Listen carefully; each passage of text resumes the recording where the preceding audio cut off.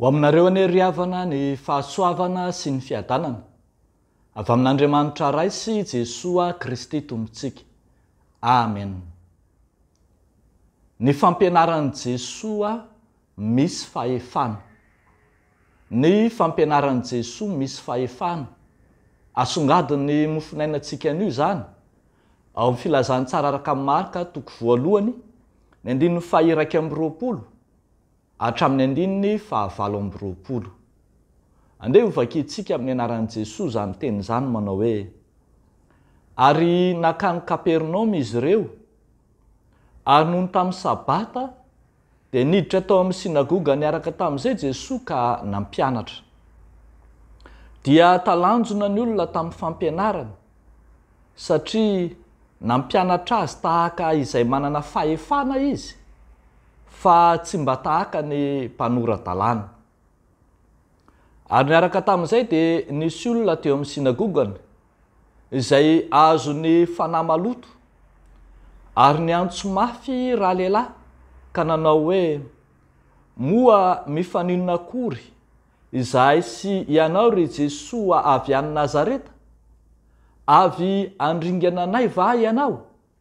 Fantatro fa ilay masin'Andriamanitra ianao. Ary Jesoa niteny mafy azy ka nanao hoe: mangina ianao ka mivoa aminy.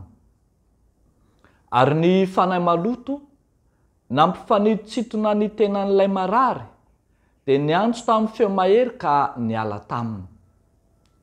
Dia gaga ny olona rehetra ka nifanontany hoe: manao ahoana re zao zavatra izao? Fampianarana vaovao misy fahefana zao. Fa ny fanahy maloto aza no didiny ka dia manaiky azy. Ary ny lazany dia niely tamin'izay teny tontolo eny tamin'ny tany rehetra eran'ny Galili. Ray Masino, manamasina anay amin'ny fahamarinana, ny teninao no fahamarinana. Amen. Ny fampianaran'i Jesoa misy fahefana. Ry havako malala, efa nanomboka nahazo laka tany amin'ny faritry Galili manontolo ny fampianarana izay nentiny Jesoa. Ito zao dia hitantsika fa tao Kapernaoma dia tonga mamioditra tamin'ny mpiarabelona taminy i Jesoa. Raha vao nanomboka ny asany tokoa mantsy ny tompo dia nahaliana ny olona rehetra ny fampianarana nolazaina. Eto dia vakivava mihitsy ny olona raha nahita an' Jesoa nampianatra tao amin'ny sinagoga, fa miavaka, misy fahefana ny fampianaran'i Jesoa. Toa tsy azo ampitahaina velively amin'ny fampianarana fanaon'ireo mpanora-dalàna zany. Hitantaratra eto fa ny an'ireo mpanora-dalàna raha mampianatra dia mampianatra izay zavatra nianarany izay norantoviny tany an-tsekoly. Ny mpanora-dalàna no olona nianatra manokana mahakasika ny soratra masina, manana ny fahaiza-manao sy ny diplôma mahakasika izany. Ny mpanora-dalàna no mpiaro ny finoan'ny fiangonana ka arorika mba tsy ironany amin'ny fampianaran-diso. Tena olona nianatra tamin'izany izy ireo. Fa rehefa tonga kosa Jesoa nampianatra dia milaza miara-mahita izay rehetra teo fa hafa mihitsy ny fampianaran'i Jesoa. Jesoa lay tambanivohitra avy any Nazareta.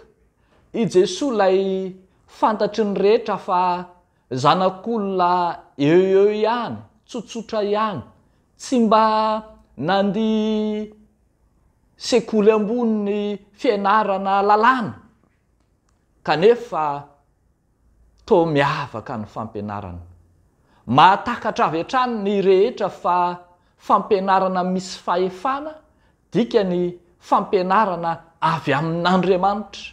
Andriamanitra mivantana mihitsy no mampianatra raha nampianatra teo amin'ny sinagoga i Jesosy. Ny fahefan'Andriamanitra no eken'ny rehetra fa miteny ao amin'ny Jesosy, azon'i Jesosy mampianatra toy izany. Porofon'izany ny fampianaran'i Jesosy tsy nijanona ho teoria fotsiny na fampianarana akademika fotsiny fa misy fiantraika amin'ny vantana tonga pratika mihitsy zany ka manana fahefana hiditra amin'ny fiainan'ny olona izay manatrika eo. Raha mandinika tsara tsika eto ry havako dia mahita fa vao nampianatra fotsiny Jesosy dia efa miparairetra ny demonia. Tsy mbola nanao na inona tamin'ny demonia akory Jesosy dia efa nangovotra sy efa nipararetra ka vakivava manao hoe moa mifaninona akory zay sy ianao avy andringana anay va ianao ry Jesosy avy any Nazareta. Fantatro fa lay masin'Andriamanitra ianao. Da tsika amin'izany fa manam-pahefana tamin'ny fampianaran'i Jesosy, fa manam-pahefana amin'ny demonia ihany koa izy, ary manam-pahefana pratika eo amin'ny fiainan'ny olona andavanandro. Rehavako malala ao amin'ny Tompo mazava zany fa tsy azontsika hiadiana hevitra intsony ny hery sy ny fahefana ananan'i Jesosy sy ny fampianarana.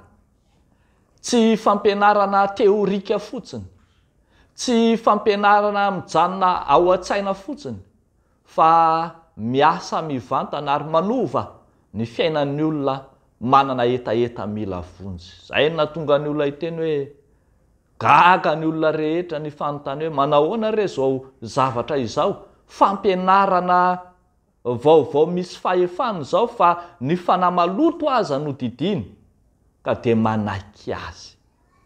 Rehavako malala ao amin'ny Tompo aoka ho anday raha-pampianarana ihany koa isika fiangonana mandraka ankehitriny.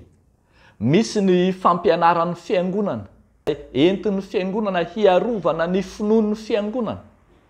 Aoka ho anday raha-pampianarana isika ka ireny fampianaran'ny fiangonana izay entin'ny mpitandrina, entin'ny mpanompon'Andriamanitra samihafa ny fotom-pinoan'ny fiangonana ka tsy hirona na hivarina ho amin'ny fampianaran-diso maro samihafa, tsy hahatonga antsika iovaova hevitra na sanatria hahatonga antsika hiemotra amin'ny finoana azy.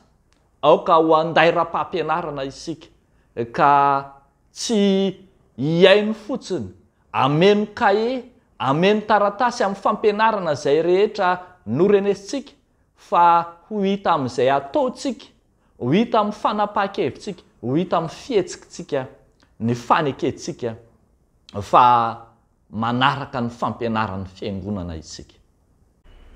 Dia hoan'Andriamanitra hirerian'ny voninahitra. Amen. Hivavaka isika ry havako. Ry Jesosy Kristy Tompo sy Mpanjakanay io, resy lahatra izay ary manaiky ankehitriny fa manana fahefana ianao, manana fahefana ny teninao, manam-pahefana ny fampianaranao. Amin'ity andro anio ity dia entinay eo anatrehanao Andriamanitra ny rehetra izay voageja, voafatotra, izay rehetra mbola variana sy sondriana amin'ny fiainana amin'ity izao tontolo izao ity ka manadino anao Andriamanitra. Andriamanitra te hamonjy ny olona rehetra ianao ka manomana lalam-panafahana ho azy ireny. Koa mba amindrao fo avela eloka ry Tompo ka vahao dia ho afaka tokoa ahita ny tara-pahazavanao. Dia amin'ny anaran'i Jesosy ilay Tompo sy mpamonjy anaovanay izany vavaka izany. Amen.